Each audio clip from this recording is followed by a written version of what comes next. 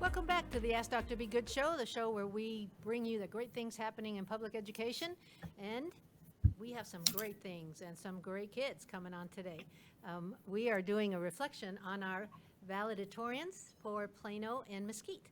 But before we introduce them and get them chatting, I do have some sort of housekeeping items that I want to talk about. First of all, don't forget that we are a summer lunch and meal pickup program for the rest of the summer. This is the first time that we've been granted that, and we love being an asset to the community, so please take advantage of that by coming every Monday, or of course Tuesdays after a Monday holiday. So that will be going on all summer. Also, we have laptops, which I think we did not give a correct message today or before today, and the message was, if you're a senior, if you're not doing summer school, then you may drop off your laptop. But we do want, especially those kids who are not seniors, because seniors are graduating, but everybody else, we really would prefer you do some sort of summer school. Because as much as you think you have been learning at home, chances are the kids have not learned as much as they would have in school. And that causes a gap. They're calling it the COVID slide, which I invented, but they're calling that nationally now. And we want to make sure that the COVID slide is not as large at Legacy. And so even parents, if you have kids that are, your AB kids, your AB honor roll kids, A honor roll, if they're not GT, and can't go to the GT school, we still have academics for them, just to keep their academic foot in the door. That sounded funny, but because it's imperative that kids stay academic. And so we've tried to lighten it 3 days a week, Tuesday, Wednesday, Thursday. And to sign up, you go to Facebook or you go to the many messages that we've sent through email. If you have not gotten an email, then we may not have your correct email. Sometimes you change it and you forget, or sometimes we input it incorrectly. So if you've not gotten emails from us, you should be worried, because we're sending home a lot of information that you need to know. And so call the school and get that corrected, or send Margaret Griffith, mgriffith@legacypca.com, an email asking her to attach this email to your name and your telephone number, so that we make sure it's all connected. Let's see what else. And so the reason for the laptop confusion is we're having parents pick up meals, drop off their laptop, and then contact the school saying, but we're doing summer school, I need the laptop. And so somehow we've got a mix up there. Don't drop the laptop off if you're doing summer school, and we want everybody to do summer school, except seniors. Okay, and then one of the things that we'd love for you to do is, oftentimes you don't get a chance to listen to the podcast until a little bit later, a day or two later, and the easiest way to find it is not necessarily searching through all the Facebook posts, because we do post a lot. We have a lot to brag on, and a lot of information that we're giving out. We're trying to be very timely with everything. And so the podcast that's done during this time gets lost, right? It gets buried under other posts. So you can go to the Ask Dr. Be Good YouTube and pull up the latest podcast. But what we'd like for you to also do is to subscribe. Go ahead and subscribe so that you get notice when a podcast is uploaded to there. You can also get a notification. Which reminds me, we have a Legacy PCA YouTube channel also. Go ahead and subscribe there because we are posting some cute videos that have to do with, the very fun crossover celebration car parades that were done last week.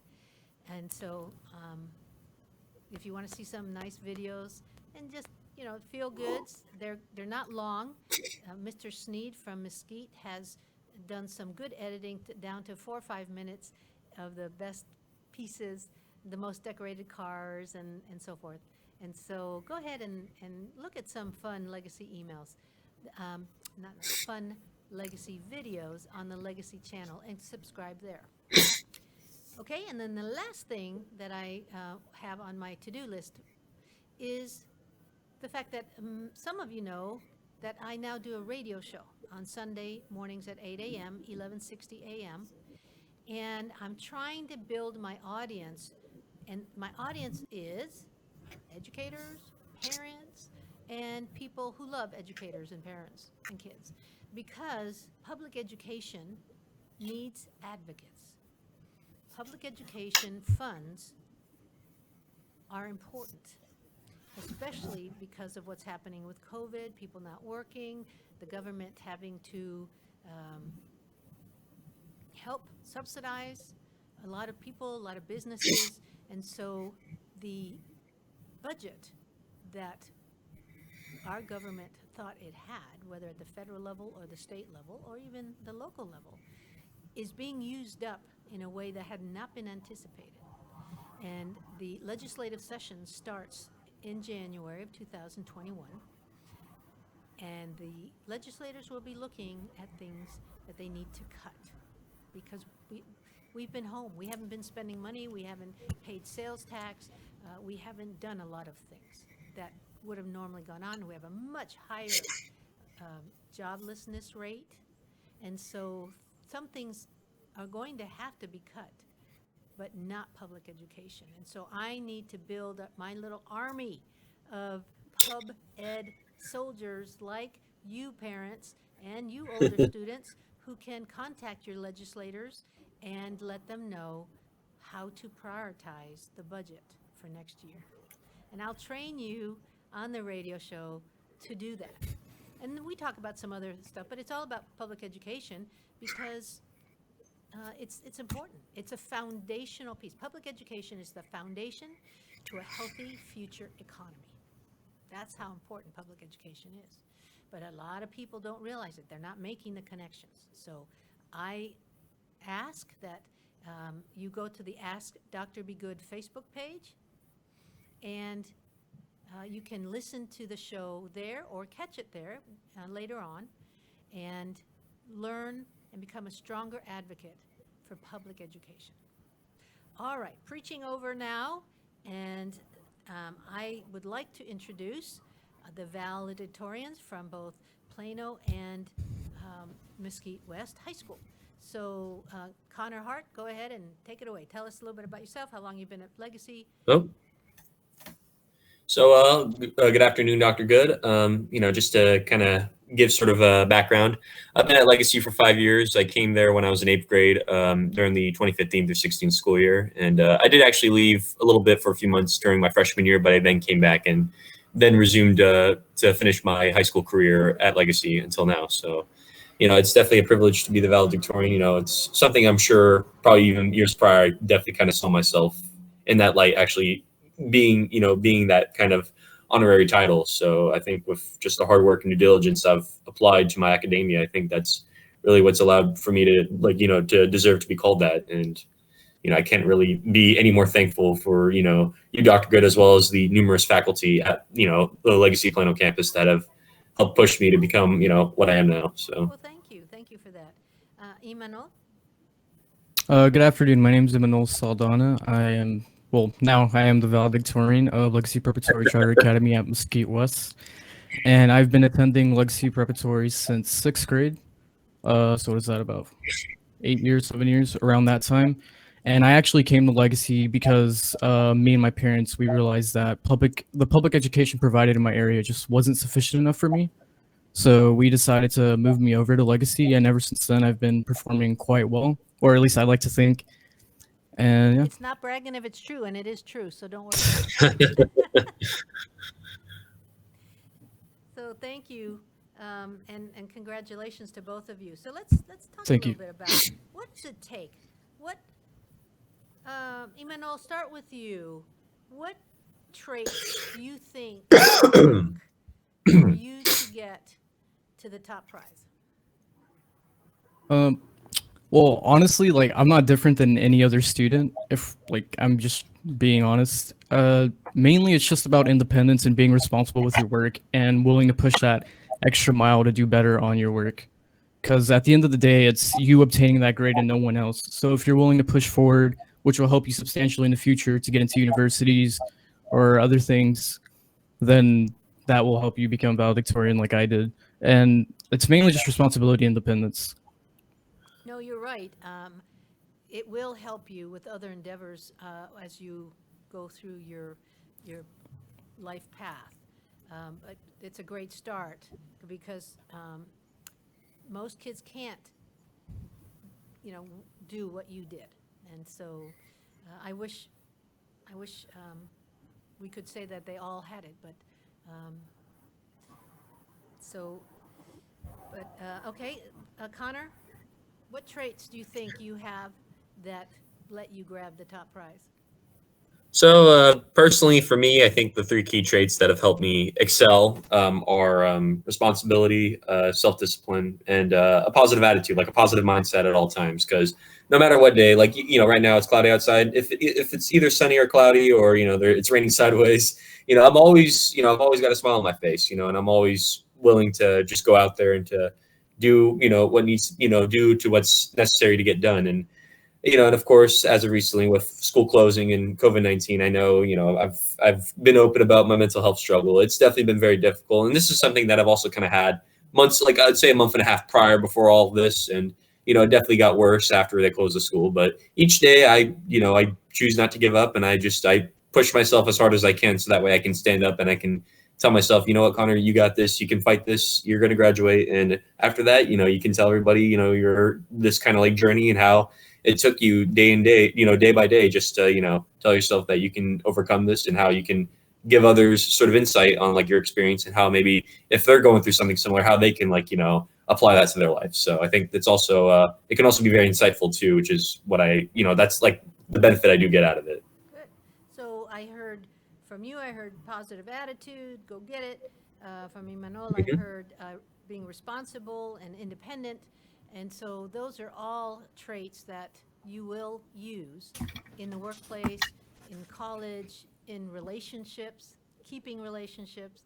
So it's neat that you guys are showing that so effectively at this age. How's your family and your parents, how have they helped you to develop these traits? Well, I guess I'll start. Mainly my mom is the one who helped me develop these traits since I was younger. Well, I actually initially in kindergarten, I went to school with her, and she was a TA, and she's now a teacher because she worked to get her degree. And ever since then, she's always pushed me to do well and just always complete my work on time. So it just became one of those things where I didn't even have to think about it. I was always getting home, finishing my homework, and then I'd relax to whatever else I had to do. But it was just like that constant thing. It became such a norm to us that she didn't even have to check my report card to know that I was doing well, because she just had that trust and bond with me.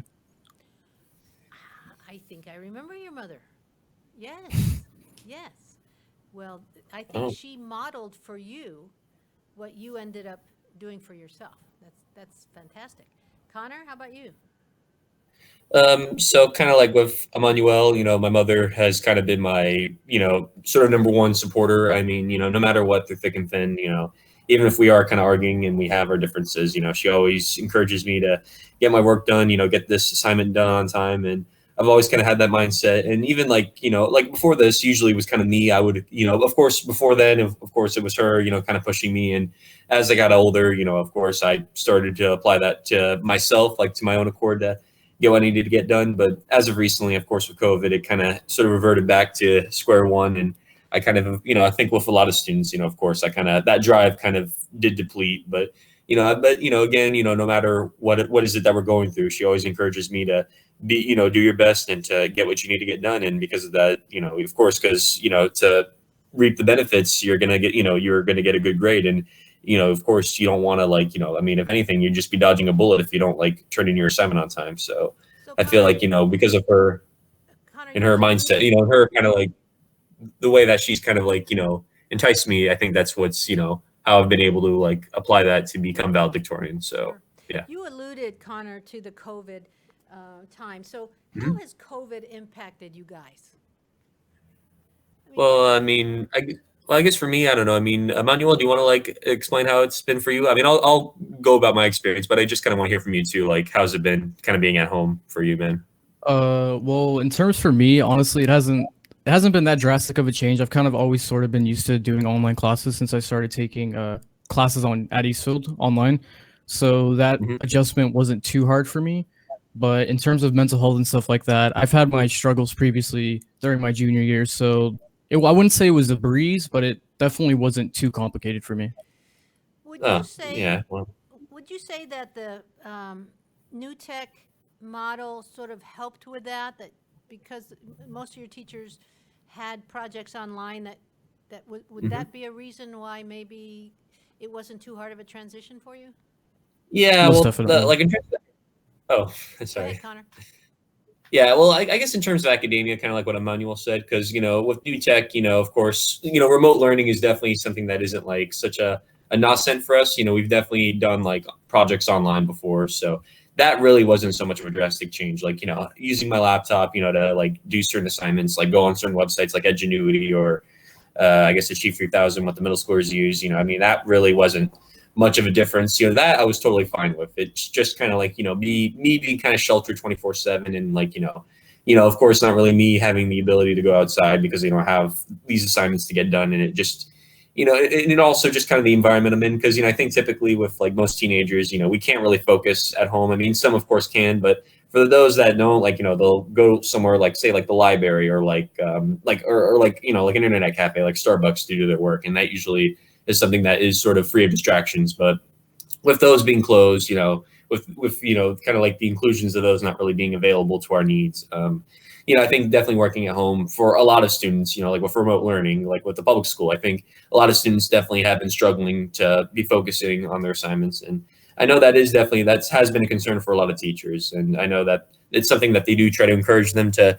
do their best, but at the same time, they got to understand that they're human beings as well. They're also individuals, and that it's really up to them to tell themselves that, hey, look, it may suck that we're indoors, we're at home 24/7, but we have a job to do and we have to get it done regardless of whatever may be going on inside. But I'm not, but that is, Thank you yeah. for being sensitive to the fact that the teachers were going through a learning curve like you guys were.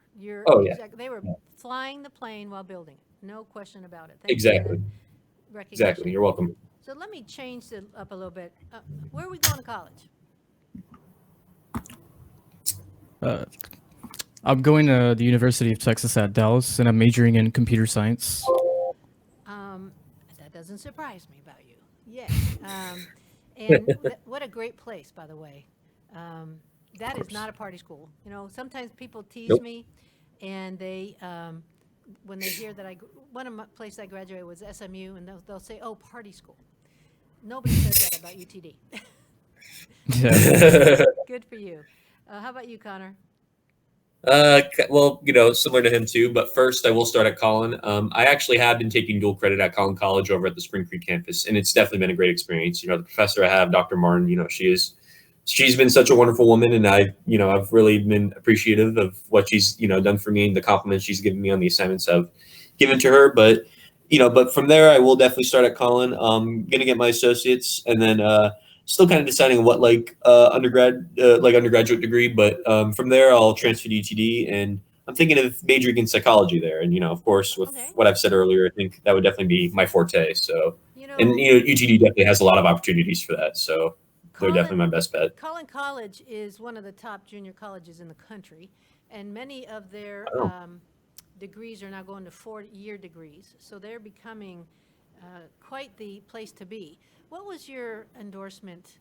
What, health science or IT or business?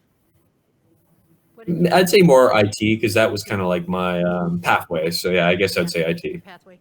Okay, so I can definitely see, you know, I once had a parent say to me, hey, my kid wants to be a lawyer, so why should they come to your school? I said, well, even lawyers need to know about IT. IT will be with us even more. And this was before COVID, right? Now we know that IT is going to be a huge part of our world all the time.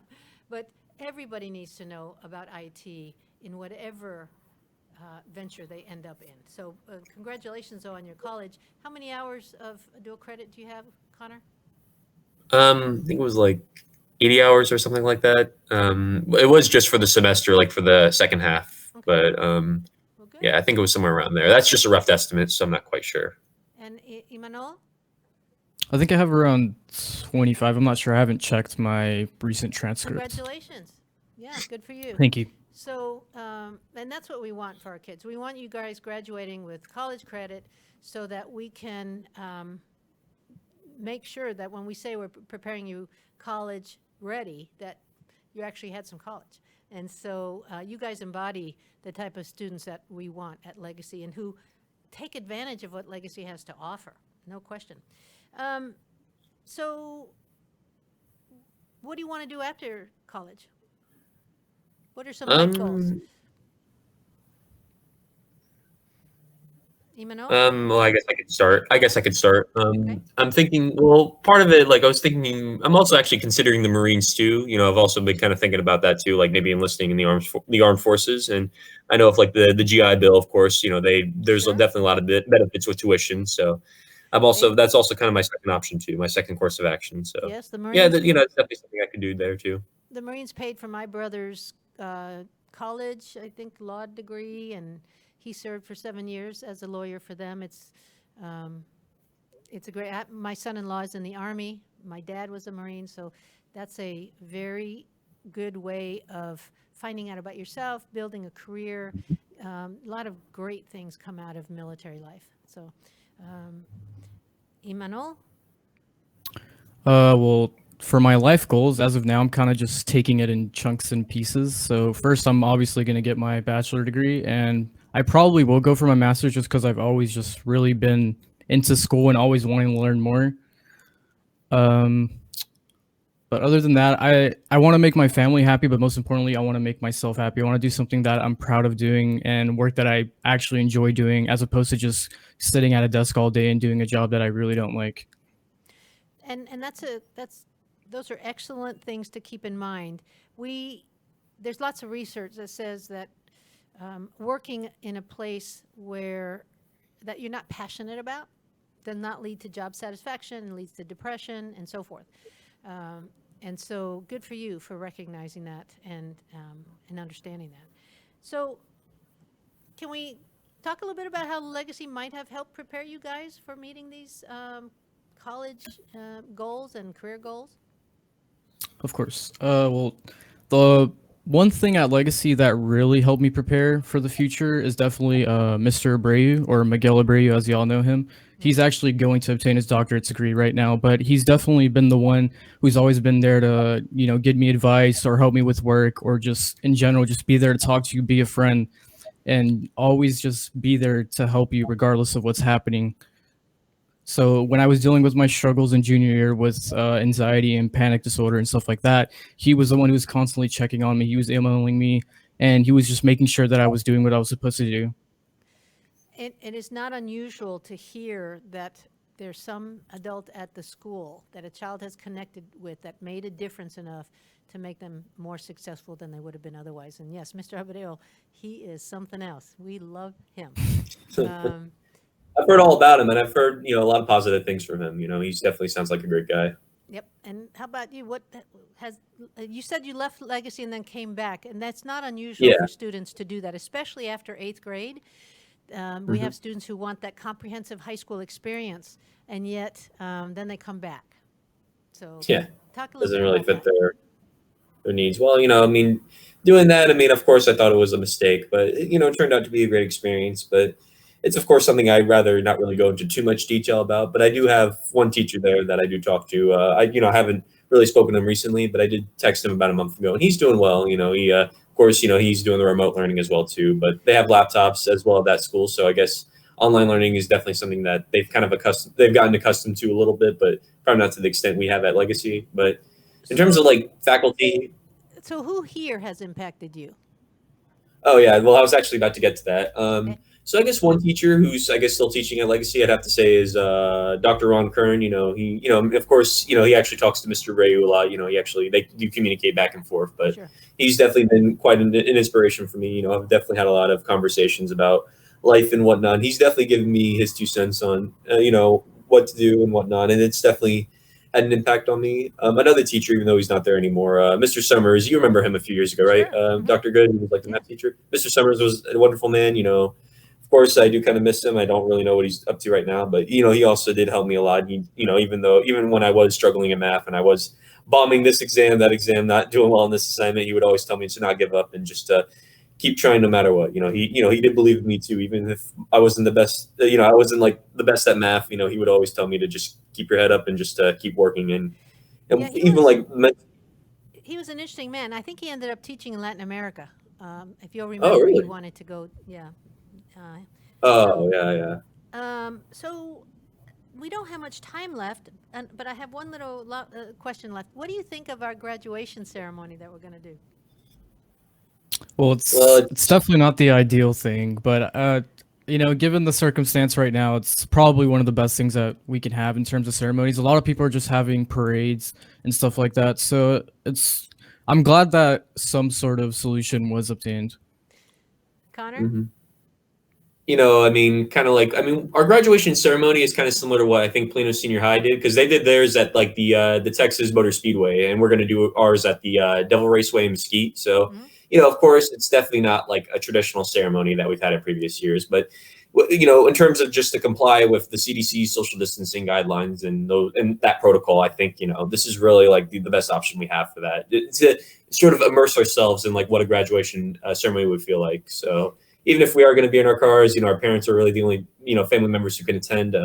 I think it's just, even if it is what we not expected, what we haven't been expecting, I think this is just kind of like really what we have to stick with. But it's definitely exciting nonetheless, to look forward to that day and just finally be handed my diploma and just head out into the real world. So woohoo! Yep, you have a story. You guys, you seniors this year have a story that very few, if that no other senior, we hope, because we hope that it won't be quite like this in the year's future. No. But in the past, nobody's had ceremonies like this. Absolutely not. And No. so you will be able to talk about your COVID senior year. And Oh, yeah. people will probably ask you, well, how was your senior graduation, right? What did you guys get to do?